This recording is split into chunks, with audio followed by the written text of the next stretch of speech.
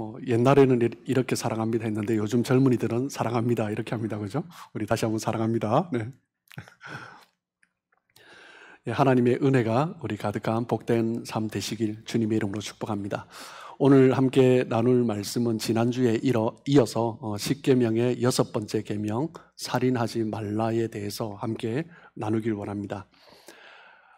요즘 뉴스를 들어보면 정말 생각조차 할 수 없는 끔찍한 사건, 사고들이 참 많이 들려오고 있습니다. 그런 의미에서 보면 살인하지 말라 이 계명은 이 시대에 우리에게 필요한 계명이 아닌가 생각해 봅니다. 영화에서 보여지는 끔찍한 살인 사건들이 실제적으로 모방 범죄로 나타난다라는 이야기가 벌써 오래된 이야기죠. 요즘은 영화만이 아니라 TV에서도 보면 예전에는 그 정도까지가 아니었는데 끔찍한 그런 살인 사건, 그런 사고들을 재현하는 것들을 참 많이 보게 됩니다. 어떻게 보면 이 시대는 문화적으로도 굉장히 많이 생명이 경시되어 가고 있는 그런 사회다라고 볼 수가 있을 것입니다. 우리 인간은 하나님의 형상대로 지음받은 너무나 소중한 존재입니다. 하나님의 형상대로 지음받은 존재이기에 너무나 소중하고 고귀한 존재이기 때문에 함부로 다루어서는 안 되는 존재다라는 거죠. 창세기 9장 6절 말씀을 보시면 다른 사람의 피를 흘리면 그 사람의 피도 흘릴 것이니 이는 하나님이 자기 형상대로 사람을 지으셨음이니라 라고 말씀합니다. 하나님의 형상대로 지음받은 사람을 살인하면 안 되죠. 창세기 9장 6절의 말씀은 노아 홍수 시대 이후에 이미 인간들이 너무나 타락한 그 이후에 주신 하나님의 말씀입니다. 살인하지 말라. 왜요? 하나님이 자기 형상대로 사람을 지었기 때문이다라는 거죠. 너무나 타락한 인간이지만 인간이라는 그 존재 자체가 하나님의 형상이다라고 말씀하시는 거죠. 그런데 요즘 현실을 보면 생명의 존엄성이 땅바닥까지 떨어져 있는 것을 보게 됩니다. 아무리 타락한 인간이라도 그 인간 생명 자체를 소중히 여겨야 되는데 그렇지 못하는 거죠. 솔로몬의 재판 이야기를 우리가 잘 알고 있습니다. 한 집에 두 여인이 함께 살았습니다. 많은 사람들이 그 성경을 보며 창기라고 이야기를 하죠. 그런데 사흘 간격으로 두 여인이 아기를 낳았습니다. 그런데 한 여인이 밤에 잠을 자다가 그만 그 아이를 깔아버렸어요. 그리고 그 아이는 엄마에게 깔려서 죽게 되었습니다. 그것을 발견하고 이 엄마는 어떻게 합니까? 아이를 그 옆에 있는 다른 여인의 아이와 바꿔치기 합니다. 두 여인은 살아있는 아기가 서로 자기 아기다라고 주장을 했습니다. 그러다가 결론이 나지 않자 솔로몬 왕 앞에까지 나왔습니다. 솔로몬은 어떤 판결을 합니까? 우리가 잘 알듯이 칼로 그 아이를 반으로 나누어서 각각 나누어 주라. 그 집에 둘밖에 없었고 아무도 모르는데 누가 알 수 있겠냐라는 거죠. 그러자 한 여인은 그럴 수 없다고 차라리 이 아이를 저 여인에게 주라라고 말을 하죠. 그런데 다른 여인은 뭐라고 합니까? 왕의 판결이니 왕의 명령이니 그대로 따르겠습니다라고 합니다. 누가 진짜 엄마입니까? 아이의 엄마는 자기 자신이 키우지 못할 망정 그 아이의 생명을 해할 수 없죠. 무엇 때문입니까? 사랑하기 때문입니다. 사랑하는 사람은 생명을 살리는 것입니다. 예수님은 이웃을 자신의 몸과 같이 사랑하라라고 말씀하셨습니다. 살인하지 말라라는 이 계명은 사랑하라, 이웃을 사랑하라라는 계명의 소극적인 표현이다라고 할 수 있을 것입니다. 누가 다른 사람을 사랑할 수 있습니까? 생명의 소중함을 아는 사람입니다. 모든 생명은 하나님의 선물입니다. 하나님께로부터 온 너무나 소중하고 존귀한 존재이죠. 여러분, 전체 물리학자가 우주를 연구하면서 내리는 결론이 있습니다. 무엇입니까? 신적인 존재가 계시지 않으면 이 우주 전체 만물이 이렇게 경이롭게, 신비롭게, 조화롭게 움직여질 수가 없다라는 것입니다. 만물이 움직이는 체계를 보면 너무나 신비로워서 하나님이라는 존재가 없으면 그 존재가 있을 수조차 없다라는 거죠. 그런데 성경은 한 영혼이 천하보다 귀하다라고 말씀합니다. 이 천하 우주 만물이 너무나 신비롭고 너무나 장엄하고 우리 인생이 감히 그 모든 체계를 다 이해할 수 없는 그런 것인데도 불구하고 예수님은 한 영혼이 이 온 천하보다 귀하다라고 말씀하시는 거죠. 사실 한 생명이 태어나고 살아간다는 그 자체가 기적입니다. 한 생명이 잉태되고 엄마의 태에서 10개월을 보낸 이후에 그리고 태어나게 되고 요즘은 70, 80, 90, 100수까지 그렇게 하면서 우리 인생이 살아갑니다. 어린아이가 태어나면 이제 꼬물꼬물하죠. 아장아장 걷습니다. 그 생명을 보면 너무나 신비롭고 오묘한 거죠. 생명은 정말 복된 것입니다. 하나님께서 사람을 지으시고 사람에게 또한 생명이라는 선물을 주심으로 그 하나님의 그 축복을 이어가게 하신 거죠. 모든 생명이 하나님께 속해 있습니다. 그렇기 때문에 살인하지 말라라는 계명을 주셨고, 그리고 이 살인하지 말라라는 계명은 여러 가지 주제들을 포함하고 있습니다.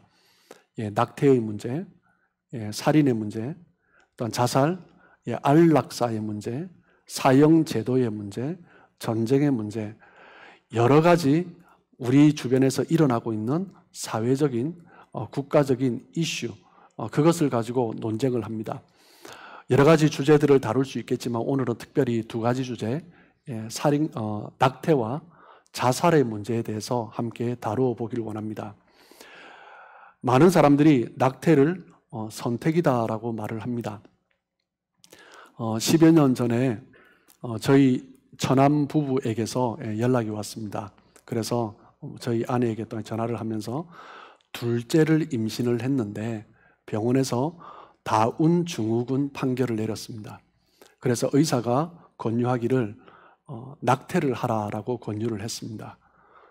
다운 증후군으로 아이가 태어나면 아이도 힘들고 엄마도 힘들기 때문에 낙태를 하는 것이 좋겠다라는 의견이죠. 그때 저희 처남 부부는 하나님이 주신 생명이니 어떤 모습으로든 출산하겠다라고 의사에게 말을 하고, 그리고 이제 10개월을 보냈습니다. 그리고 저희와 함께 태중에 있는 아이를 위해서 하나님께서 건강하게 지켜달라고 그렇게 기도를 했습니다. 의사가 권면한 낙태의 시한이 지나고 그리고 출산일이 점점 다가왔습니다.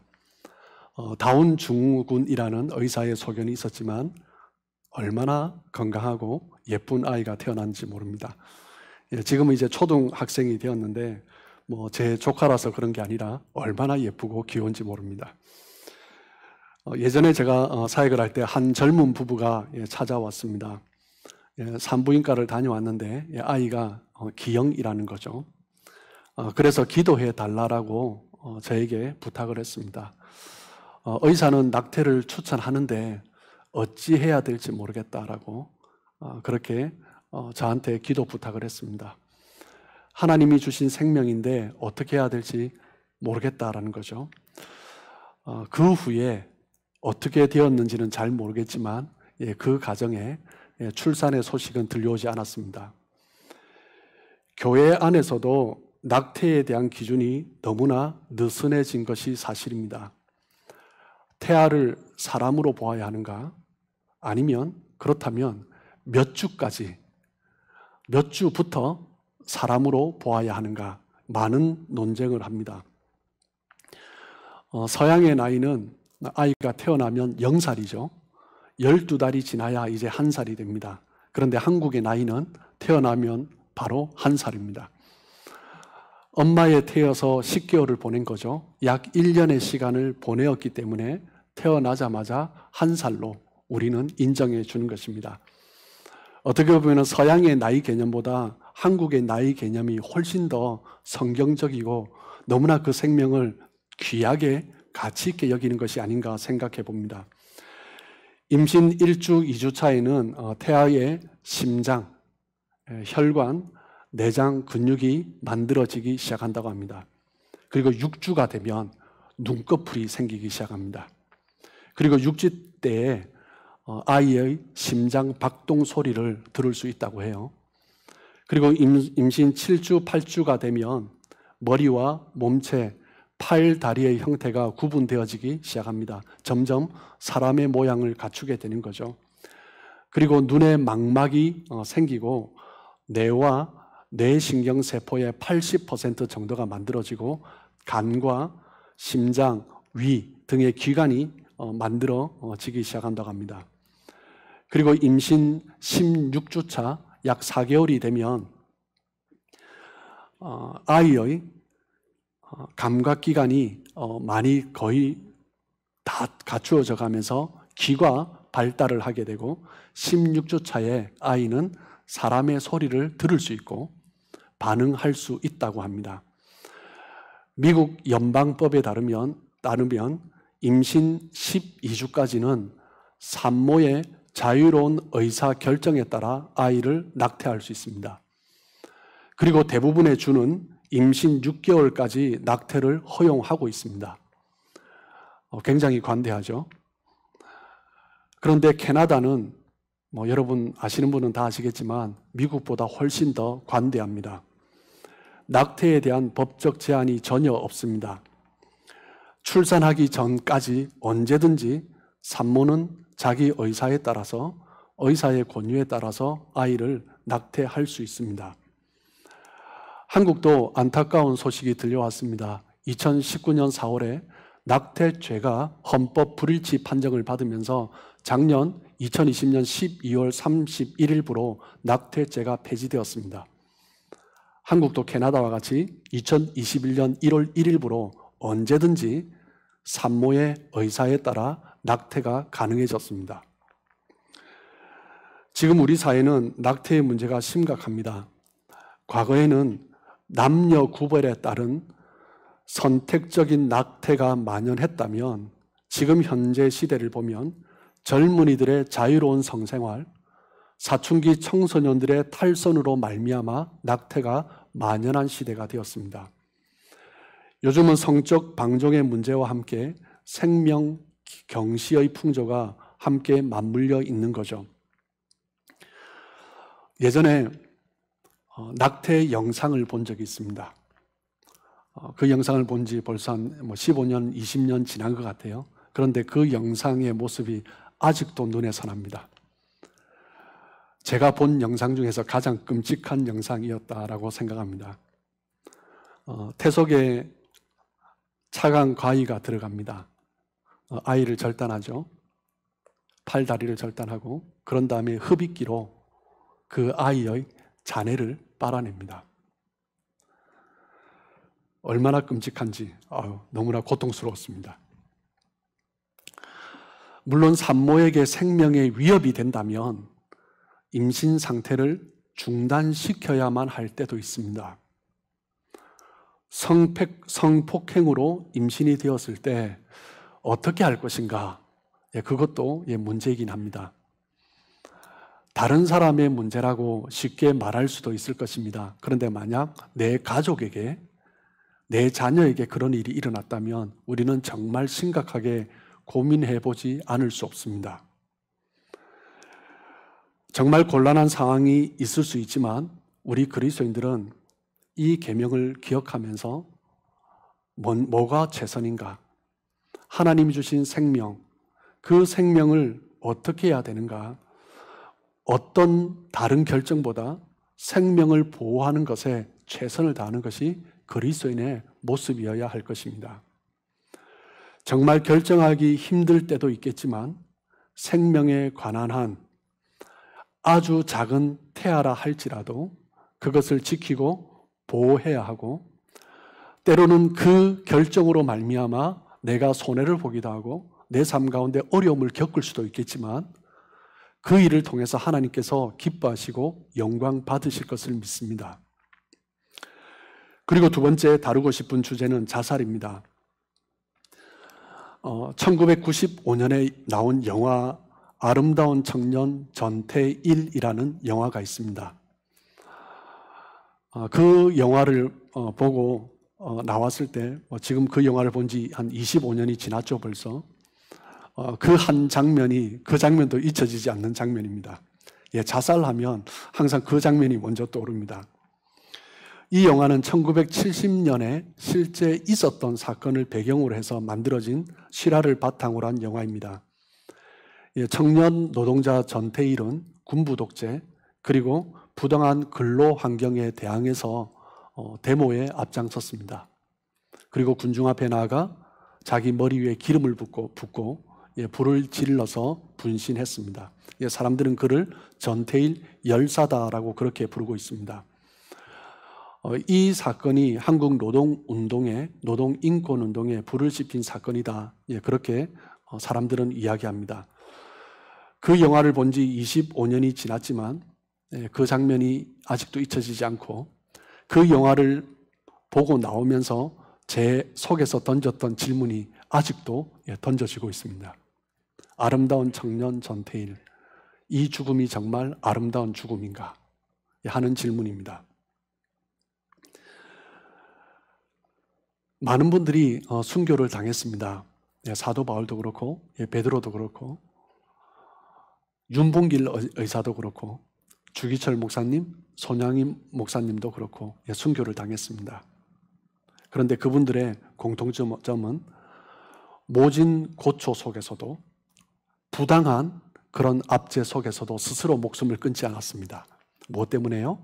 하나님이 주신 생명이기 때문입니다.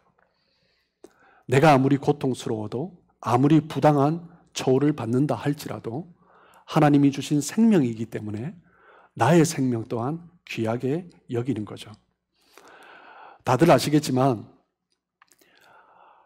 한국이 OECD 37개국 중에서 자살률 1위라고 하죠. 기록을 찾아보니까 2003년부터 그 자살률 기록이 나와 있던데 2003년부터 2020년까지 18년간이죠.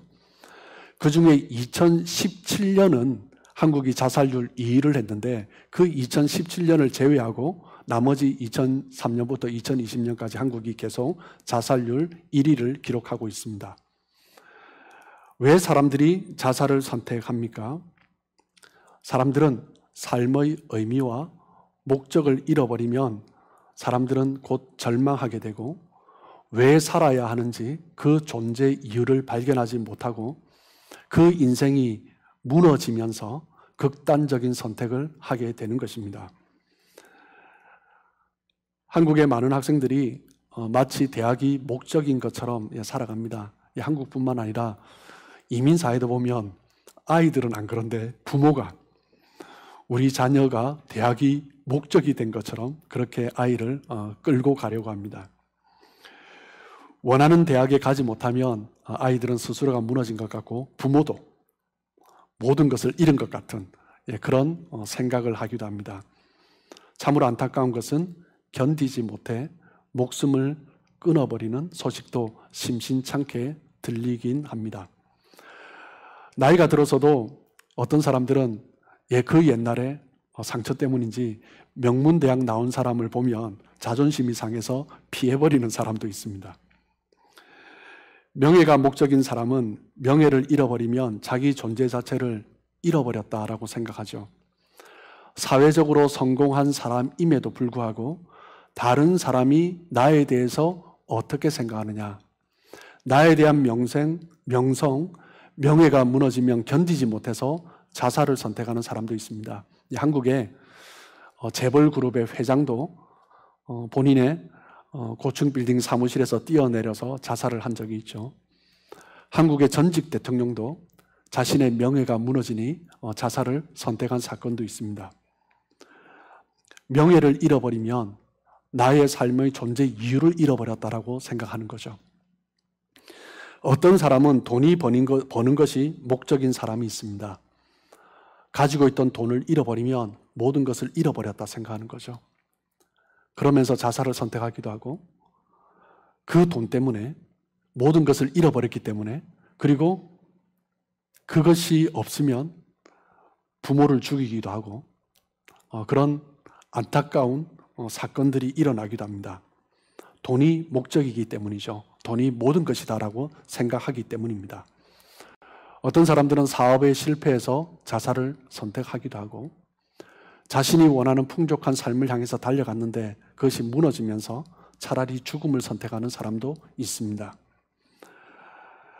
어떤 사람들은요, 좋은 대학을 나오고 사회적으로 명예를 유지하고 돈도 많이 벌어서 풍요롭게 살고 있음에도 불구하고 자살을 선택하는 사람도 있습니다. 무엇 때문입니까? 그것이 내가 원하던 것을 주지 못했기 때문입니다. 성공해 보았지만 내가 원하는 것이 없었던 거죠. 좋은 학벌을 또 가지고 또 가져보았지만 내가 원하는 것이 없었던 것입니다. 돈을 벌고 또 벌어보았는데 내가 원하는 것을 이루지 못한 거죠. 젊을 때 많은 사람들이 고민합니다. 청소년 때, 청년의 때 고민을 참 많이 합니다. 존재론적인 고민을 참 많이 합니다. 나는 왜 사는가? 나는 무엇을 위해서 사는가? 아마 우리 청년들이 지금 참 많이 고민하고 있는 주제일 것입니다. 고민도 해보고 또 자신의 모습을 보면서 걱정도 해보고 그런 생각을 참 많이 합니다. 그런데 나이가 들어가면 들어갈수록 점차 그런 고민을 하지 않습니다. 무엇 때문입니까? 고민해봤는데 답이 없었거든요. 그러니까 많은 사람들이, 나이 드신 많은 사람들이 어떻게 살아갑니까? 그냥 내가 왜 사는가, 무엇을 위해 사는가 이런 고민하지 않고 그냥 하루하루 재밌게 그냥 즐기면서 그렇게 살아가기를 선택하는 사람들이 참 많습니다. 삶의 존재 이유를 모른 채 나이가 들면 얼마나 적적한 삶을 사는지 모릅니다. 나이가 들어가면서 죽지 못해 사는 사람도 있다라고 말을 합니다. 사는 것이 너무나 힘들어서 누구나 죽고 싶은 생각을 다들 해보셨을 것입니다. 때로는 너무나 억울해서 차라리 내가 죽어버릴까? 때로는 너무나 비참해서 이런 인생 그냥 확 멈춰버릴까? 그런 생각을 해본 분들이 많을 것입니다. 모든 사람들이 한 번쯤은 다들 그런 생각을 합니다. 그런데 그때 우리 인생이 하나님을 만나느냐 만나지 않느냐 그것에 따라서 인생이 달라지는 것이요. 아무리 자기 자신이 비참하고 초라하게 여겨질지라도 삶의 짐이 나를 짓눌러 내가 견디지 못한 너무나 힘든 삶을 살아가고 있을 때라도 때로는 포기하고 싶은 마음이 들 때라도 그 순간 하나님께서 나를 기억하시고 나를 기다리시고 나를 붙드시고 나를 인도하시는 것을 경험하면 그 인생은 다른 인생을 사는 것입니다. 자살하는 사람들은 원하는 것을 얻지 못해서 죽는 것이 아닙니다. 자살하는 사람들은 왜 사는지, 무엇을 위해서 사는지 그 이유와 목적을 발견하지 못했기 때문에 자살을 선택하는 것입니다. 하지만 예수님을 만나면, 하나님 안에서 예수님을 발견하면 삶의 존재 이유와 목적을 발견하게 되는 거죠. 사도 바울도 삶과 죽음의 문제 사이에서 고민을 많이 했습니다. 빌립보서 1장 23절 말씀을 보시면 내가 그 둘 사이에 끼었으니 차라리 세상을 떠나서 그리스도와 함께 있는 것이 훨씬 더 좋은 일이라 그렇게 하고 싶으나, 삶과 죽음의 문제에서 사도 바울에게 선택을 하라면 저는 차라리 죽음을 선택하겠습니다 라고 말을 하고 있는 거죠. 사도 바울은 이 세상에 사는 것보다 죽는 것이 더 좋다라고 이야기하고 있습니다. 사도 바울이 죽을 것 같은 위기를 수없이 당했기 때문에 차라리 죽음을 선택하겠다, 그 이야기가 아니죠. 사도 바울은 삶과 죽음 사이에 있는 이 고민, 이 문제, 그 문제에 대한 해답을 그리스도 안에서 발견했던 것입니다. 빌립보서 1장 20절, 21절입니다. 나의 간절한 기대와 소망을 따라 아무 일에든지 부끄러워하지 아니하고 지금도 전과 같이 온전히 담대하여 살든지 죽든지 내 몸에서 그리스도가 존귀하게 되게 하려 하나니 이는 내게 사는 것이 그리스도니 죽는 것도 유익함이라. 우리가 그리스도를 만남으로 삶의 이유도 죽음의 이유도 발견할 수 있는 것입니다. 사도 바울은 자신의 생명보다 더 귀한 것을 발견한 거죠. 더 중요한 것, 내 목숨보다 더 귀한 것을 발견하며 기꺼이 이 목숨도 바칠 수 있는 것입니다. 그래서 바울은 그리스도를 위해 죽는 것이 더 유익하다면 기꺼이 그렇게 하겠다라고 고백하고 있는 것입니다. 여러분, 우리의 존재의 이유와 목적을 우리는 하나님 안에서 찾을 수 있어야 합니다. 우리를 지으신 하나님 안에서 우리의 존재의 이유와 목적을 발견해야 합니다. 우리의 존재의 이유와 목적은 돈도 명예도 학벌도 아닙니다.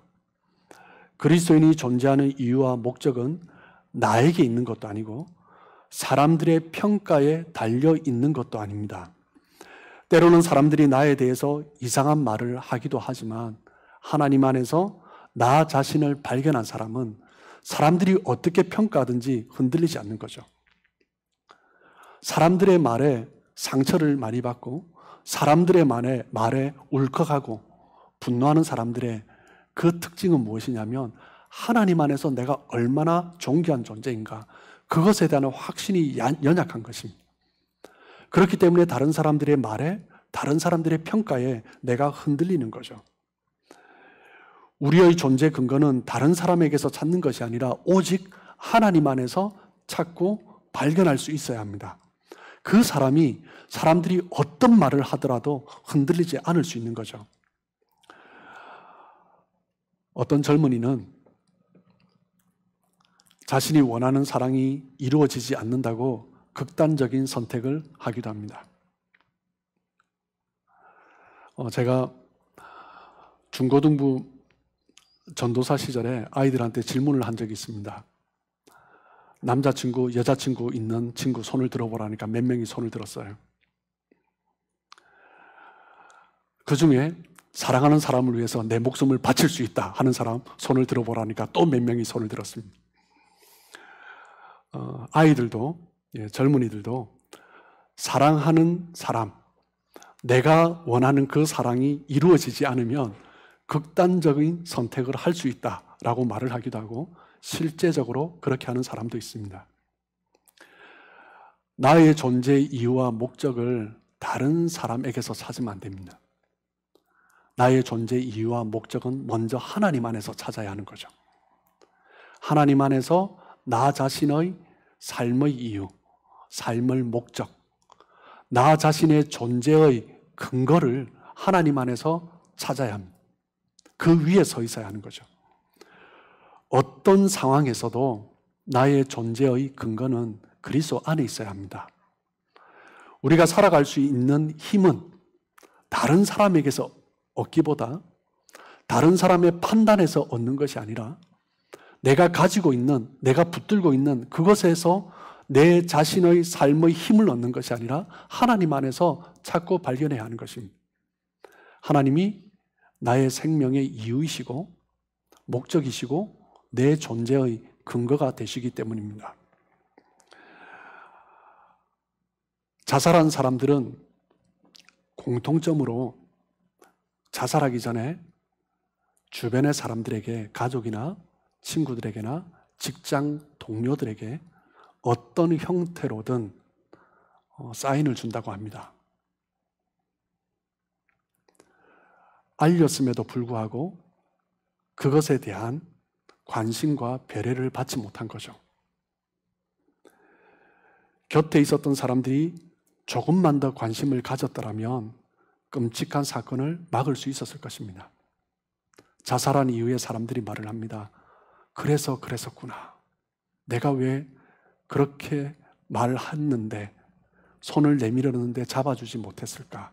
많은 사람들이 후회합니다. 우리 그리스도인들은 그런 사람을 도울 수 있어야 합니다. 누군가 삶의 위기에 처해 있다면 우리는 하나님의 사랑으로 그 사람을 붙들어 줄 수 있어야 합니다. 하나님의 사랑으로 내가 서 있음에 감사하고, 그리고 그 사람에게 하나님이 당신을 기다리시고, 당신을 아시고, 당신을 기억하시고, 당신을 위해서 지금도 하나님은 그 사랑하는 마음으로 품고 기도하시면서 회복되기를 원하신다는 것을 전해야 합니다. 그것이 바로 복음이죠. 그 복음을 우리가 붙들어야 하고 그 복음을 증거해야 하는 거죠. 생명을 지으시고 주관하시는 하나님을 바라볼 때 우리는 우리의 생명을 위해서 죽으신 그 그리스도를 만날 때 죽을 것 같은 고통 속에 있던 사람도 새로운 존재로, 새로운 피조물로 거듭날 수 있는 것입니다. 이 6번째 계명, 살인하지 말라라는 계명은 어떻게 보면 지금 이 시대에 너무나 필요한 계명입니다. 소극적으로 생명을 해하지 않는 것으로 해석할 수 있지만 적극적으로 살인하지 말라라는 이 계명은 형제를, 이웃을 내 몸과 같이 사랑하라라는 그 계명으로 해석되어야 합니다. 우리는 이웃의 고통에 귀를 기울여야 합니다. 오늘 함께 다룬 낙태와 자살의 문제는 어떻게 보면 다소 무거운 주제일 수 있습니다. 하지만 이 낙태와 자살의 문제는 우리 일상의 삶에 우리가 계속 부딪히고 있는 문제입니다. 아무리 작은 생명일지라도 모든 생명은 하나님께 속한 것입니다. 하나님의 형상으로 지어진 인간은 아무리 작은 존재라 할지라도 너무나 소중하고 고귀하게 다루어져야 하는 것입니다. 어떤 사람이라도 고통 가운데 있다면 우리는 손을 내밀 수 있어야 합니다.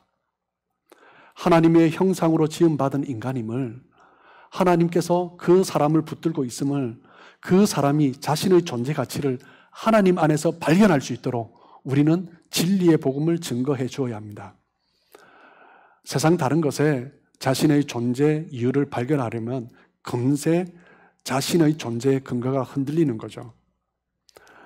학벌도 명예도 돈도 이 세상 어떤 것도 우리의 존재를 뒷받침해 줄 수 없습니다.